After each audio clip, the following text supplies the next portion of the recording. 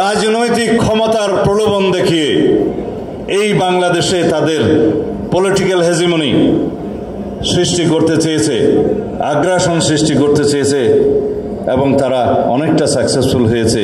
কারণ হাসিনার মতো আর একটা লেন্দুব দর্জিকে তারা এই দেশে গদিতে বসাতে এবং রাখতে সহযোগিতা করেছে।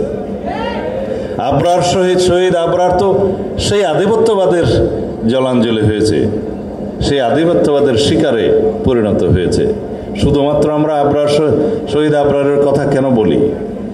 আমরা বাংলাদেশে যারা কলম নিয়ে যুদ্ধ করেছে তাদের অনেক যোদ্ধাদের কথা বলি, যারা সাংবাদিক কারাগারে নির্যাতিত হয়ে পরে মৃত্যুবরণ করেছে আমরা তাদের কথা বলি, যে সমস্ত ছাত্র যুবক ছাত্রদল সহ যারা সোশ্যাল মিডিয়াতে তাদের বক্তব্য প্রচার করতে যেয়ে তারা জীবন দিয়েছে তাদের কথা বলি। এই সব শহীদের রক্ত একই সুরে গাথা, একই সূত্রে গাথা। আমি শহীদ আবরারের রুহের মাগফিরাত কামনা করি।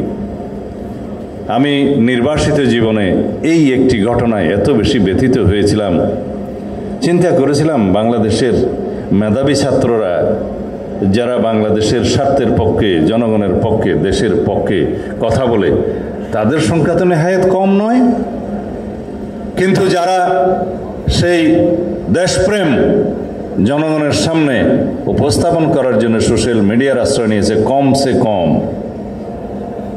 তারা জীবন দিয়ে দিলে এক আবরারের রক্ত থেকে লক্ষ আবরার জন্ম নেবে।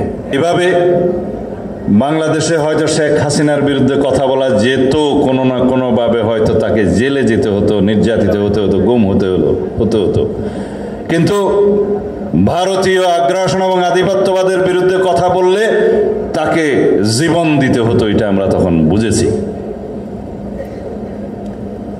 সেই কারণে আবরারকে হত্যা করা হয়েছে, যাতে আধিপত্যবাদের বিরুদ্ধে কেউ কথা না বলতে পারে, উচ্চকণ্ঠ না হতে পারে।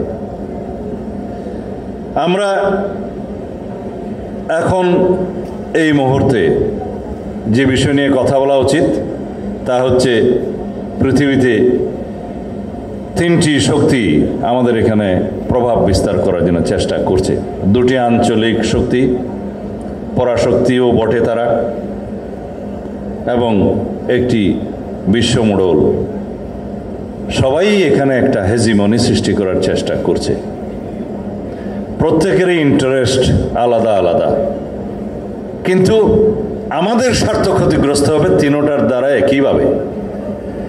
আমরা যাতে সবাই সচেতন থাকি আমাদের এক নীতির উপরে, সবাইকে অনুরোধ করব, শহীদ আবরার ফাহাদ যেমন দেশের জন্য, দেশের স্বার্থের জন্য, এদেশের মানুষের জন্য জীবন দিয়েছে, আমাদের সবাইকে একইভাবে বক্তব্যে, সোশ্যাল মিডিয়ায় সোচ্চার হতে হবে এই দেশের পক্ষে, এই দেশের মানুষের স্বার্থের পক্ষে।